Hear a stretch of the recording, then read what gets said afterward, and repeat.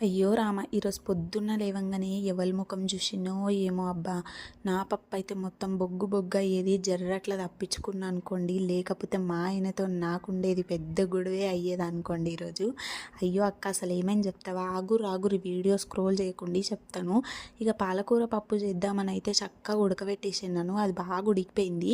ఇంక అందులోకి చింతపండు రసం కూడా వేసి బాగా కలిపి పక్కనైతే పెట్టిన. ఇక తాలింపు వేయాలి కదా, స్టవ్ పెద్దగా ఫ్లేమ్ పెట్టిన. నూనె పోసిన, జీలకర్ర ఆవాలు వేసిన, ఎల్లిగడ్డలు దంచిన వేసిన. ఇంకా చిత్తం ఎక్కడనో పెట్టి ఎక్కడనో ఆలోచించుకుంటా స్టవ్ అట్లనే ఉన్నది. మొత్తం మాడి బొగ్గు బొగ్గు అయినది. ఏం చేయాలి చెప్పు? నేను మా ఆయనకు చెప్తే ఏం కాదు తాలింపే అంటాడు. వేసినాక పప్పు మొత్తం బొగ్గు కాగలదని నాకు భయం. అయి తూకుంటారా ఎప్పుడు నా పులుసు తీయడు.